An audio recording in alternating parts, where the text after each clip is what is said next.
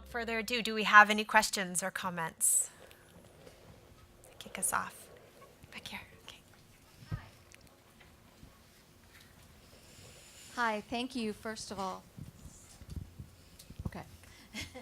I have a question kind of tying in the last session into this session. I really appreciate that you're looking at communication for helping to solve these problems, because I think a lot of the times we have to have the communication before we can have the actual medical intervention, because they won't go with the medical intervention right away.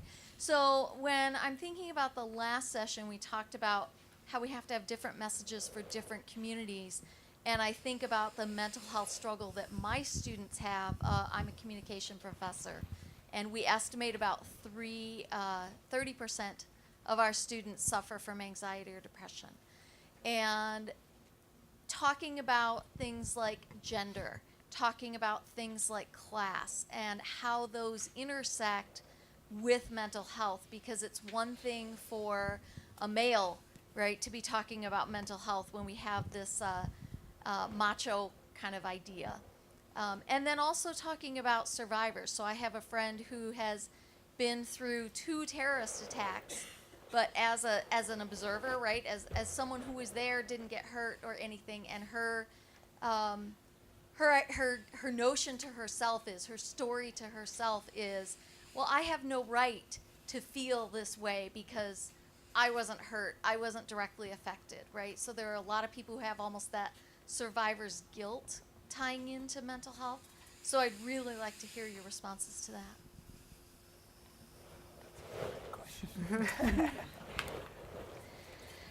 So I'll start. You said something really important, which is, and it's hard to do, but you have to see everyone for where they are in their journey. And it's interesting, something that we talk about as a company is we have to move away from one size fits all, because we know that a solution for one person may not be a solution for another. And so that's something that I think makes things a lot harder, as you know. It also ensures then that you have to listen, because you have to know where your people are at. The only other thing that I would add from more of a communications lens that has been so important for us, we've focused on something that we call full spectrum diversity. And what I mean by that is, I think lately from a corporate perspective, there is focus on gender, or there is focus on experience. But what happens is, because we're not looking at everyone, it can feel like there's winners and losers. And so something that we focus on is belonging, and how do we make everyone feel like they belong. What's been fascinating for us to see as a company was the moment that we pivoted to belonging, we could see an increase in engagement, an increase in inclusion, an increase in diversity. And so I think that framing of belonging can help people wherever they are, kind of on their own journey, and it's something that we use from a communication perspective. Thank you. And I think, just to add to that, I think reframing the way we talk about mental health is not just depression, anxiety, substance abuse. Mental health is also joy, resilience, all the positive things we think about, right? And so thinking about that concept of mental health is health. It's not just the absence of XYZ disease. And so just changing that framing in terms of how we think about it, and also, as Fran said, not having that one-size-fits-all approach, whether it's for the individual or for the community. There are certainly interventions that have been proven effective for broader communities, but you still have to tailor to the individual. Great. Yes, Katie.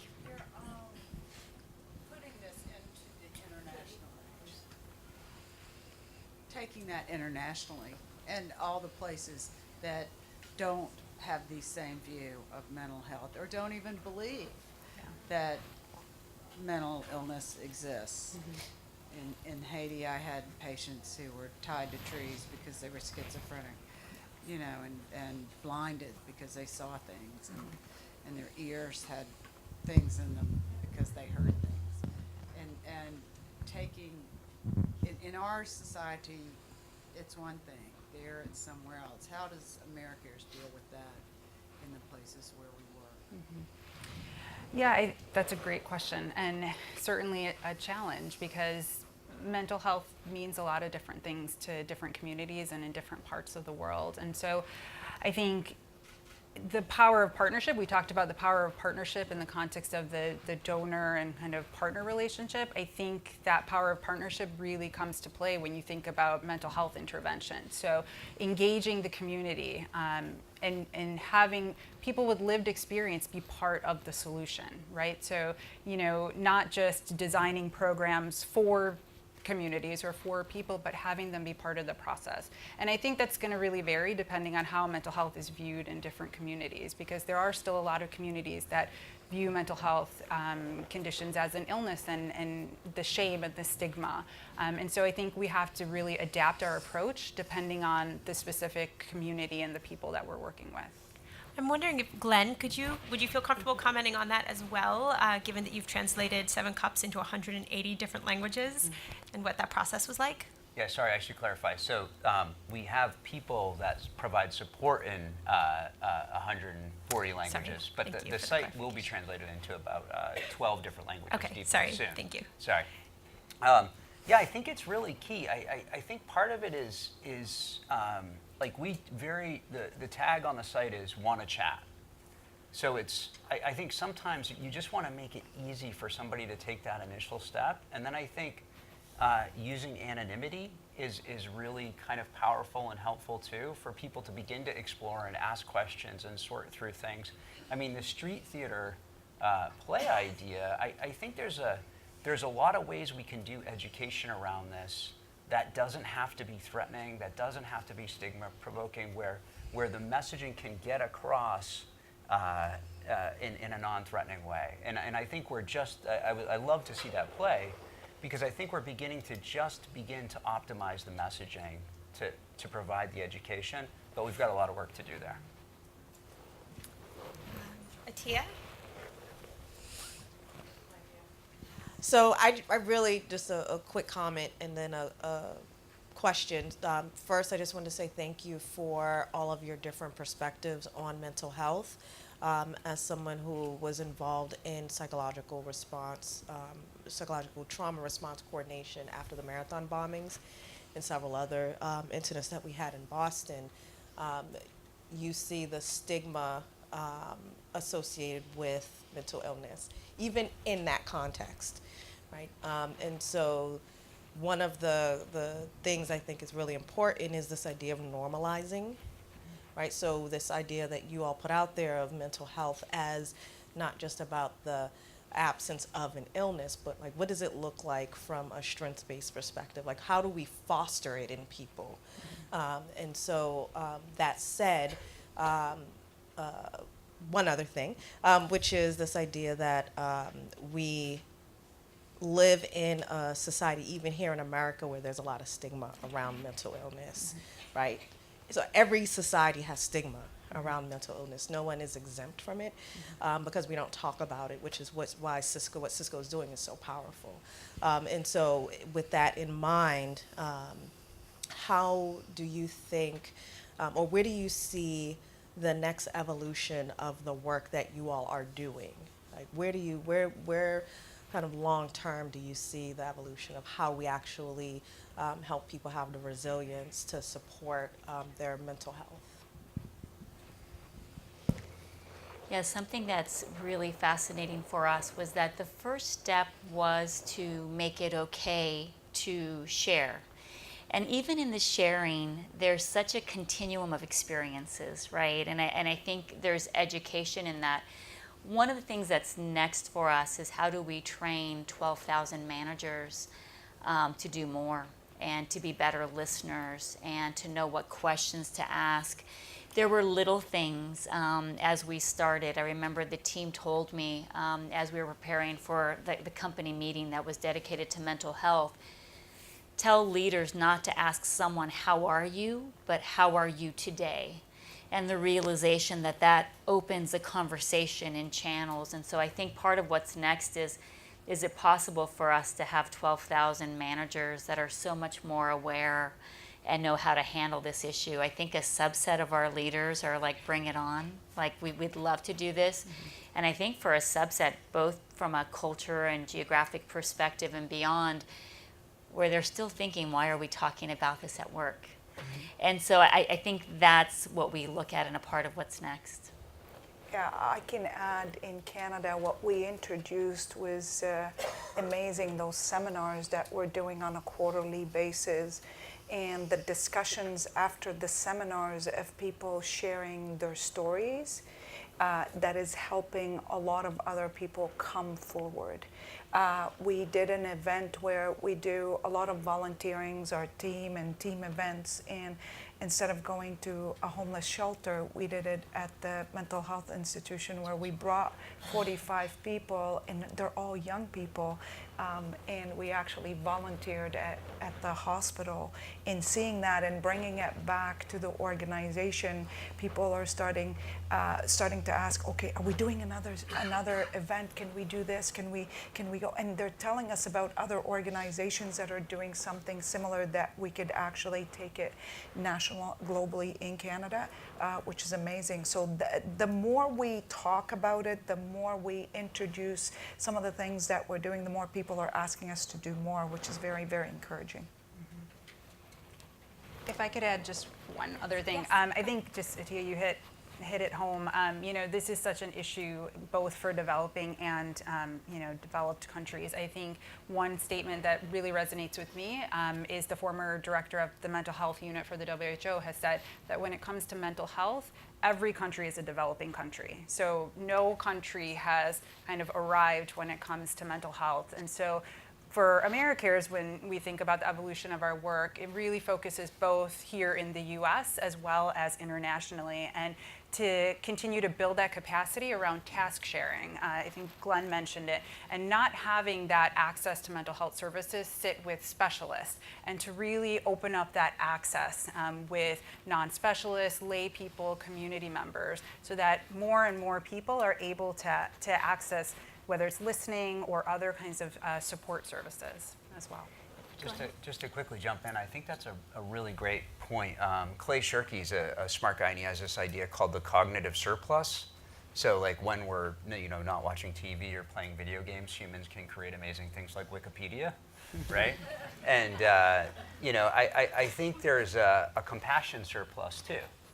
That there's a lot of us who have really big hearts, and we want to love, and we want to care, and we want to reach out. If we can unlock that, if we can make it easier for people to care, we can scale this up, because there's never going to be enough clinicians no matter where we are in the world. I mean, we just don't have the resources. So the societal challenges we're facing, I mean, you heard all the stats earlier and the personal stories. It's really on all of us to kind of figure this out. And we do have to really train lay folks to do a lot of this. Like that in technology, to me, is how we're going to make a dent in these challenges. And the other thing, Atia, by the way, I am so stealing your quote when you said, so just so you know, when you said if it's not your crisis, it's not visible to you. Our Prime Minister in Canada, Justin Trudeau's mother, has been struggling with mental health for 20 years. His wife just came out with a mental health, and she was on stage talking about it. And our government just actually announced $3.5 billion dedicated just for mental health.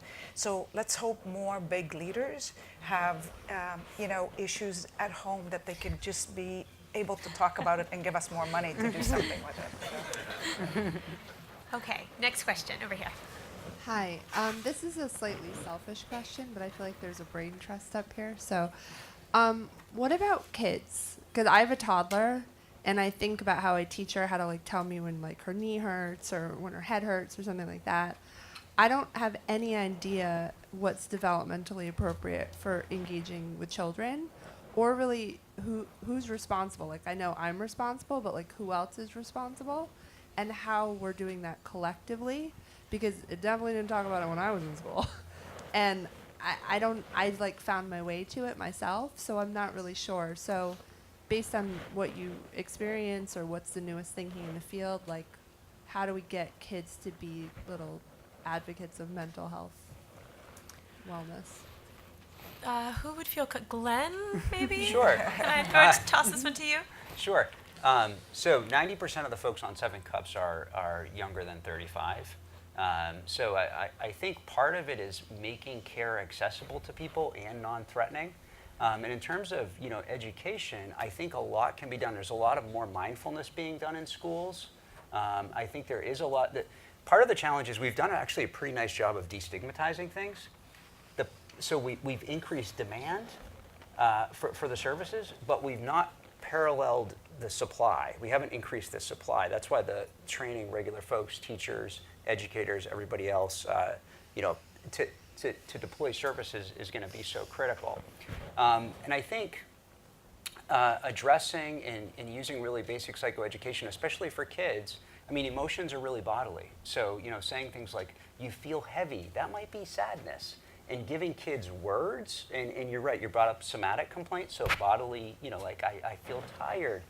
Pairing physiological experiences with emotions can really help people. So that kind of shortness of breath, that's anxiety. It's okay. You have a big test today.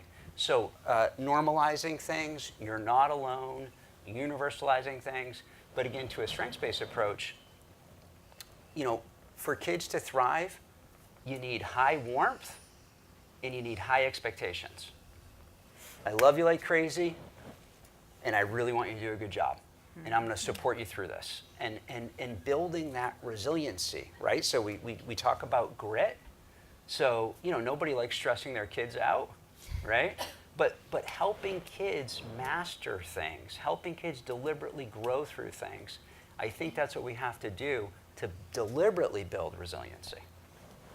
The other thing that works, and I'm trying it right now, I'll tell you if it works on me, but I'm hearing it from a lot of people every time I have the discussion, is especially mothers are taking their young kids with them to yoga. Because apparently it is the best thing because it helps you learn how to breathe and deal with situation. I just tried it last week. I went 3 times and it actually works in hot yoga. So that you could probably start them young, so you never know. All right, I think we have time for one more question. Anyone right here? I have a question too of the concept of healing the healers. What you do in your organizations to help folks that's providing the services to on the phone or in the field? I can start. So at Americares, that is a very important part of our work, both in the field, at headquarters. Our organization has set up resources where, for example, if any of our staff deploy during an emergency, we have the opportunity to talk anonymously to a counselor about our experience, any challenges that we may be facing. That's also, and that's open to all of our staff. That's also a big focus, as was mentioned by Kate in the emergency session, really focusing on the caregiver. And so building up capacity amongst those that are caring for others affected by disaster and helping to build those coping skills and resilience. So that's an important part of our work. I think a good metaphor for this, I think, is this idea of the emotional gas tank, right? So we all have an emotional gas tank. You can all figure it out, like where are you at now? Like how full are you? Are you halfway? Are you low? Are you high? And just normalizing that a little bit, I think, helps. And I was talking to Kristen earlier about this. Healthcare providers, oftentimes the tanks are low because it's really hard, stressful work.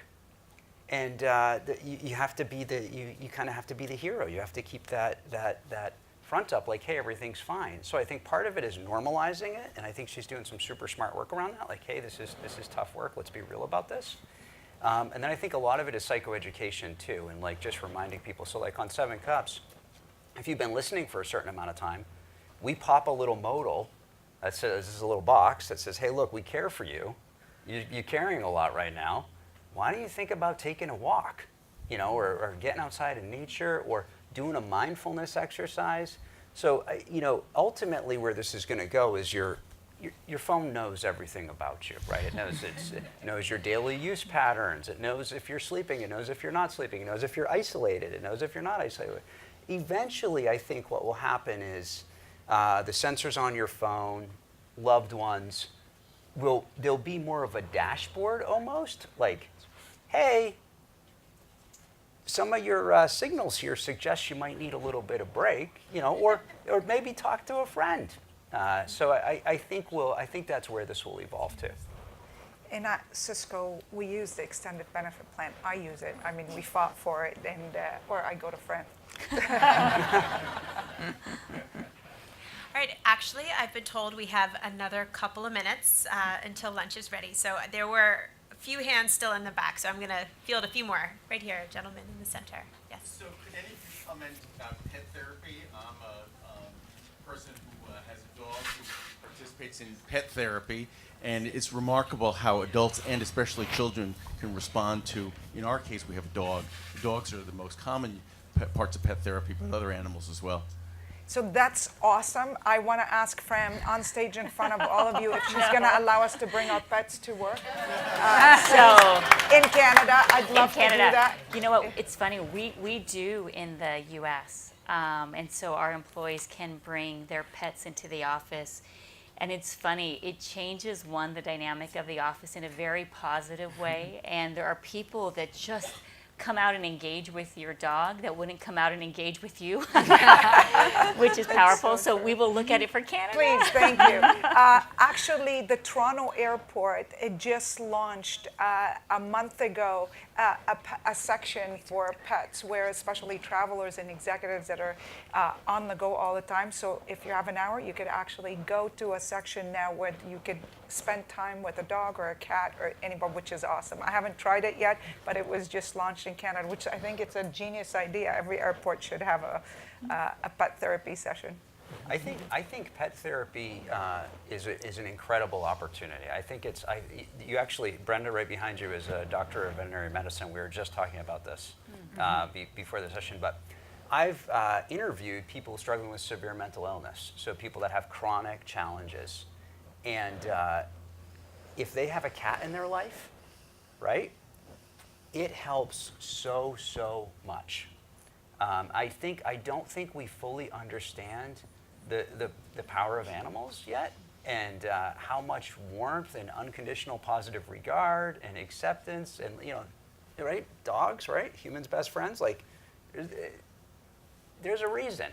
There has been some interesting studies that looking at stressed out families, when they have an animal, the animal absorbs some of the stress, so that the stress is not as much on the family.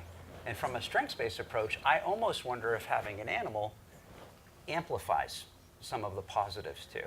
So I don't think we yet fully understand it, but I think it's huge potential. Over here, yes. On the issue of stigma, if you were to quantify it, where is North America in terms of dealing with the issue of stigma? 1 to 10, maybe it's -1. And are there, given all of your work around the world, are there examples of societies or countries? I take your point that nobody's cracked the code, but are there lessons that could be learned, societies or countries that are doing this? So I think in the U.S. we still have a lot of issues around stigma, and globally. I want to just make the point that I think we've come a really long way in terms of raising awareness on mental health. So even the fact that mental health is now included in the Sustainable Development Goals is a huge accomplishment and the result of so many efforts around advocacy. I think that there are some examples in terms of countries that are doing mental health well. I think, honestly, Europe, I think, is a good example of certain countries that prioritize mental health, that time with family and unplugging, and that concept of time away from work or other things. And I think there's a lot of lessons to be learned there. And I say this having just come from a conference in Geneva and having these conversations with some of my colleagues that were, just sharing their experiences in their workplaces compared with what we might be experiencing here in the U.S. So I think there are certainly some good examples, but we still have a very long way to go around stigma here in the U.S. Okay. One last one, and then we'll wrap up. Okay, in the back. Thank you. With the new generation coming up with just texting, Snapchatting, really amplifying that isolation, and how that, I mean, my thoughts around how is that going to impact mental health? And I'm sure that's going to go way up, right? Because now they don't really want to vocalize what they're feeling, but just want to text it. My son could tell me a whole problem in a long text, but can't talk to me. So communication issues, how, I mean, this is what's coming to us, because I think the generation now still can talk about it. What are your thoughts on this new generation coming up and the impact with mental health? It's really a good question. I mean, we know loneliness is skyrocketing, right? So the UK, which is I think usually out front a little bit, they have like a loneliness officer now that's really trying to address this. In America, it's something like, I don't know, 40% of Americans report feeling lonely. It's really pretty significant.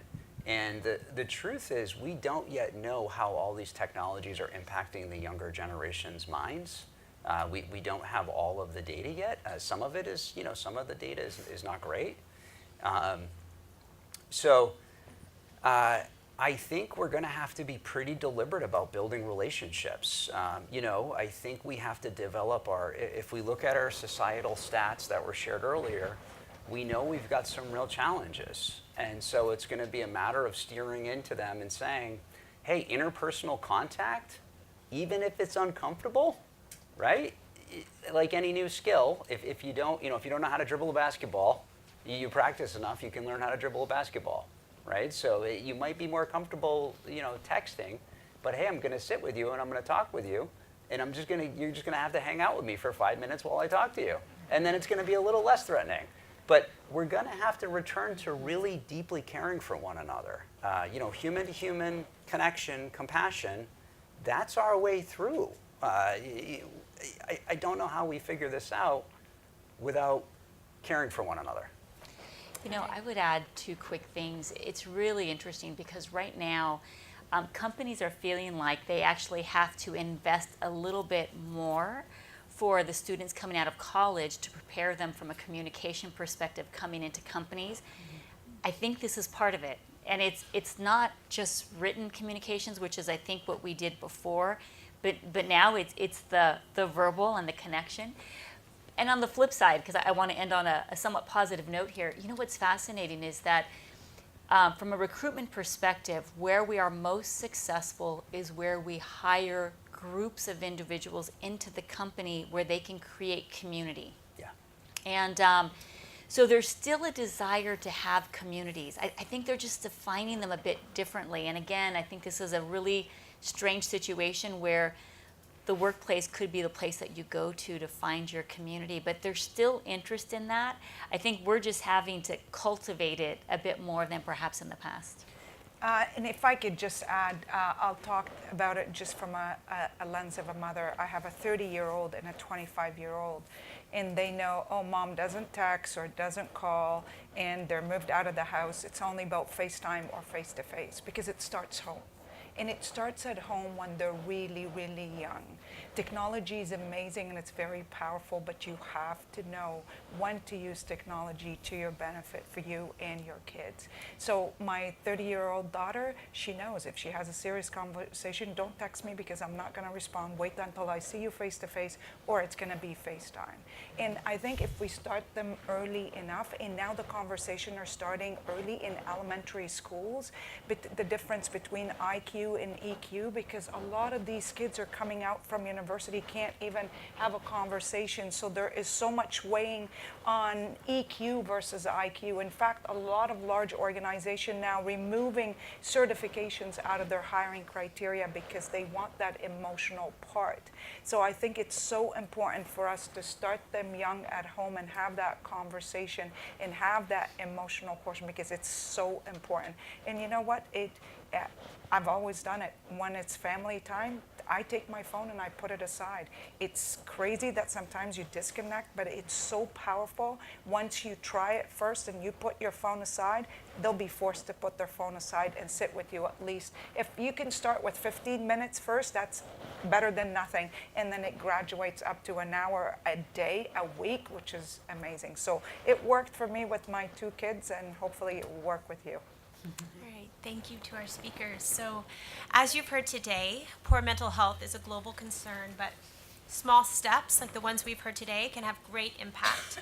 So, I ask you now again to think about where you fit in this conversation and to commit to one small step that will advance mental health in your world. So maybe you will work with HR to ensure that the people in your organization have accessibility to mental health resources. Maybe you will look inward and commit to your own wellness. We know that prevention is as important as treatment and care.